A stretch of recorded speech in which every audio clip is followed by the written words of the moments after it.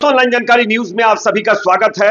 वक्फ संशोधन बिल लोकसभा में पास होने के बाद आज राज्यसभा के अंदर पेश किया गया, लेकिन बिल राज्यसभा में पेश होते ही मोदी सरकार को 3 बड़े झटके लगे हैं।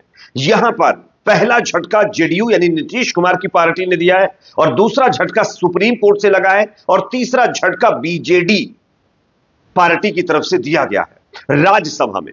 आगे एक एक करके इसके बारे में हम आपको जानकारी देंगे। साथ ही साथ बीजेपी का एक और झूठ इस बिल को लेकर के पकड़ लिया गया, किस तरीके से एक एक करके इस पर चर्चा करेंगे। उससे पहले एक छोटी सी रिक्वेस्ट आपसे है दोस्तों, आपको क्या लगता है, क्या आज हमारे देश को महंगाई, बेरोजगारी, डॉलर के मुकाबले जिस तरीके से रुपया लगातार गिरता जा रहा है, इस पर सरकार को काम करने की जरूरत है या फिर नए नए कानून लाने की जरूरत है? कमेंट सेक्शन में इस पर अपना फीडबैक जरूर दीजिए। आप इस बिल का समर्थन करते हैं या विरोध, इस पर अपनी आवाज कमेंट सेक्शन में जरूर रखिए। अब बात करते हैं खबर की। सबसे पहले मैं आपको एक वीडियो दिखाना चाहता हूं। लोकसभा में जिस तरीके से वक्फ संशोधन बिल 288 वोटों के साथ पास हुआ, अब जब राज्यसभा के अंदर इसको पेश किया गया तो पेश होने से पहले ही जेडीयू की तरफ से बीजेपी को एक बड़ा झटका दे दिया गया।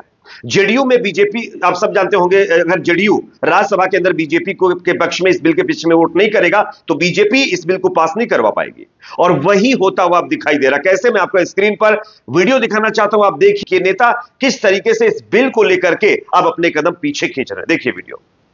घंटे का इंतजार बाकी रह गया है। दोपहर 1 बजे राज्यसभा में वक्फ संशोधन बिल पेश किया जाएगा, और इसी को लेकर ये मेगा कवरेज एबीपी न्यूज पर लगातार जारी है। अब जानते हैं, कल लोकसभा में जेडीयू ने वक्फ संशोधन बिल का समर्थन किया, उसी के पक्ष में वोट डाला।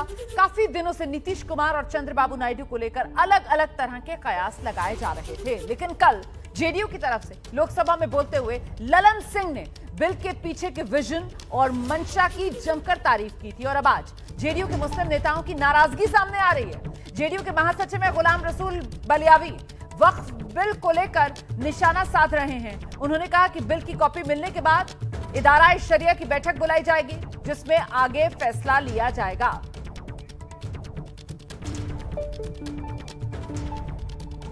रात लोकसभा में बिल पेश हुआ है, पास हो गया है।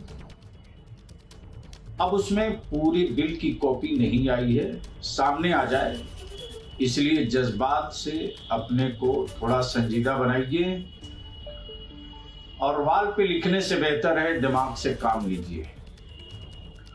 अदारे शरिया बहुत जल्द, अदारे शरिया का, फिर दानिश्वरों का, उलमाए ज़वील एहतराम का, खानकाहों के सज्जादागान की एक मीटिंग बहुत जल्द होगी, और पूरी ताकत के साथ उस वक्त तक अदारे शरिया लड़ेगा अपने उलमा अवाम को ले। तो देख लिया ना आप लोगों ने ये वीडियो शायद बीजेपी के नेताओं की बेचैनी बढ़ा देने वाला है। जेडीयू के राष्ट्रीय महासचिव ने स्पष्ट कर दिया है कि अब राज्यसभा में वोटिंग से पहले उनकी पार्टी तमाम मुस्लिम ऑर्गेनाइजेशंस के तमाम नुमाइंदों को बुला करके एक मीटिंग करने वाली है, और उस मीटिंग में यह तय होगा कि आगे राज्यसभा के अंदर जेडीयू इसका समर्थन करेगी या नहीं। यानी कि जेडीयू के अंदर जो मुस्लिम नेता हैं, बड़े बड़े पदों पर जो नेता हैं, उनकी साफ और स्पष्ट तरीके से नाराजगी देखने को मिल रही है, जिससे नीतीश कुमार के साथ साथ बीजेपी की बेचैनी लगातार बढ़ती जा रही है। आप सब जानते हैं, राज्यसभा के अंदर 119 वोटों की जरूरत है। बीजेपी अपने दम पर किसी भी मायने में इस बिल को राज्यसभा में पास नहीं करवा पाएगी। हालांकि बीजेपी के पास 122 से ज्यादा नंबर बताया जा रहा है, लेकिन अगर जेडीयू ने वहां पर समर्थन नहीं किया तो ये नंबर कम हो जाएंगे। इससे बीजेपी का ये बिल धराशायी हो जाएगा और फिर एक बार लटक सकता है। और इसी को लेकर के अब जेडीयू के नेता मुखर होते हुए नजर आ रहे हैं, और वो साफ कह रहे हैं कि बिल की पूरी कॉपी देखने के बाद ही आगे का फैसला लिया जाएगा। ये अपने आप में हम कह सकते हैं कि नीतीश की पार्टी जो है उसकी तरफ से यू टर्न इस बिल को लेकर के लेने की कोशिश की जा रही। साथ ही साथ एक और बड़ा झटका बीजेपी को राज्यसभा में बिल पेश होते ही लगा है, वो ये है कि बीजेडी जो पार्टी है उसने अब साफ तौर पर कह दिया है कि वो इस बिल का विरोध करेंगे। यानी बीजेडी पार्टी ने राज्यसभा में इस बिल का विरोध कर दिया है, जो कि बीजेपी के लिए कतई सही नहीं है। बीजेपी के अगर एंगल से हम देखें तो यह बीजेपी के लिए एक बहुत बड़ा झटका है। अब यहां पर एक और ताजा अपडेट इसी को लेकर सामने आ रही है। इस बिल के खिलाफ सुप्रीम कोर्ट से भी एक बड़ी खबर सामने आ रही है। डीएमके पार्टी के नेता एमके स्टालिन ने इस बिल के खिलाफ यह ऐलान किया है कि वो अब सुप्रीम कोर्ट का दरवाजा खटखटाएंगे, क्योंकि यह बिल असंवैधानिक है। क्या कह रहे हैं वो मैं आपको स्क्रीन पर सुनाना चाहता हूं। पूरी खबर देखिए, उसके बाद इसकी चर्चा करेंगे। और अब इस वक्त बड़ी खबर मैं आपको बता देती हूं। तमिलनाडु के मुख्यमंत्री एमके स्टालिन, उनका बयान आया है। ये जो वक्फ संशोधन बिल लोकसभा से जो पास हो गया है, इसके खिलाफ सुप्रीम कोर्ट जाने की तैयारी में है डीएमके। स्टालिन की पार्टी ने साफ कर दिया है, अदालत का दरवाजा डीएमके खटखटाएगी। तमिलनाडु विधानसभा में काली पट्टी बांधकर सीएम स्टालिन खुद पहुंचे आज। ये तस्वीर हम आपको दिखा रहे हैं, तमिलनाडु के मुख्यमंत्री स्टालिन की, जो काली पट्टी बांधकर पहुंचे हैं।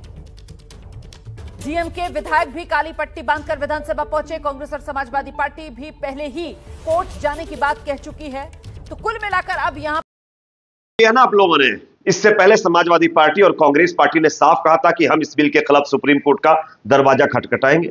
अब इस कड़ी में डीएमके पार्टी भी शामिल हो गई है। जो तमिलनाडु की डीएमके है ना, एमके स्टालिन की पार्टी, उन्होंने भी स्पष्ट कहा है कि यह बिल जो है वो मुसलमानों के लिए सही नहीं है, उनके खिलाफ है, इसलिए हम इस बिल का विरोध करेंगे और सुप्रीम कोर्ट का दरवाजा भी खटखटाएंगे, जिससे बीजेपी और मोदी सरकार की बेचैनी बढ़ती हुई नजर आ रही है। अब हम बात करेंगे कि बीजेपी वक्फ बिल को लेकर के बड़े बड़े दावे कर रही है। वो कह रही है कि हम मुसलमानों का भला चाहते हैं, मुसलमानों की भलाई के लिए यह बिल ला रहे हैं। लेकिन क्या वाकई बीजेपी या उसके नेता मुसलमानों का भला चाहते हैं? इसको लेकर के खुद कांग्रेस पार्टी के नेता गौरव गोगोई का एक बयान है, मैं आपको स्क्रीन पर दिखाना चाहता हूं, आप देखिए। उन्होंने कहा है कि अल्पसंख्यकों के प्रति बीजेपी की संवेदना पूरी तरीके से झूठी है। ईद पर नमाज तक पढ़ने नहीं दी वक्फ संशोधन बिल पर, यह गौरव गोगोई का बयान है। गौरव गोगोई ने साफ कहा है, ये कांग्रेस के नेता हैं, कि बीजेपी ने ईद की नमाज में भी दिक्कत पैदा करने की कोशिश की, उनके नेताओं ने दिक्कत पैदा करने की कोशिश की। वो बीजेपी आज कह रही है कि हम मुसलमानों के हितैषी हैं। ये कैसे हितैषी हो सकते हैं जो हर दिन मुसलमानों के मामले को उछाल करके उनको परेशान, उनके ऊपर जुल्म करने का काम करते हैं। खैर, आप सब समझदार हैं कि कौन किसका हितैषी, आप सब जानते हैं। इसी को लेकर के दोस्तों यहां पर देखिए, एक और पत्रकार ने आवाज उठाई है, अजीत अंजुम। उन्होंने भी लिखा है, उन्होंने लिखा है बीजेपी का पाखंड, और बड़ा एक अपना जो है उन्होंने नोट बनाया है, बाकायदा एक मैसेज डाला। उन्होंने लिखा है, जिस सरकार के मुखिया मुसलमानों के खिलाफ चुनावी सभाओं में हेट स्पीच देते हो, उन्हें ज्यादा बच्चा पैदा करने वाली जमात और घुसपैठिए कहकर नीचा दिखाते हो, वो सरकार आज संसद में वक्फ बिल की वकालत करते वक्त मुसलमानों की सबसे बड़ी खैरख्वाह बनने का पाखंड कर रही है। जिस सरकार का प्रधानमंत्री मुसलमानों को कपड़े से पहचानने का एक्सपर्ट हो और चुनाव के वक्त एक है तो सेफ है जैसे नारे बुलंद करके मुसलमानों के खिलाफ हिंदुओं की एकजुटता के लिए नफरती नैरेटिव गढ़ता हो, उस सरकार के मंत्री सांसद वक्फ बिल पर बिल पास कराने के लिए संसद में मुसलमानों का रहनुमा बनने का जो है कदम उठा रहे हैं और इसका ढिंढोरा पीट रहे हैं। जिस पार्टी को चुनाव के वक्त मुसलमानों की नुमाइंदगी के लिए एक अदद उम्मीदवार ना मिलता हो, उस पार्टी के नेता आज मुसलमानों के हित की बात कर रहे हैं। ये तमाम सवाल उनकी तरफ से उठाए गए हैं और उन्होंने स्पष्ट कहा है, बीजेपी जो मुसलमानों का हितैषी बता रही है कभी नहीं हो सकती। ये सिर्फ और सिर्फ अपने फायदे के लिए चीजें कर रही है। वैसे हमारे देश में बहुत सारे मुद्दे हैं, उन पर काम करने की बजाय आज क्या काम हो रहा है? चीन हमारी जमीन को हड़पता जा रहा है, डॉलर के मुकाबले रुपया गिरता जा रहा है। डोनाल्ड ट्रंप अमेरिका हमारे देश के ऊपर 25% टैरिफ लगा रहे हैं।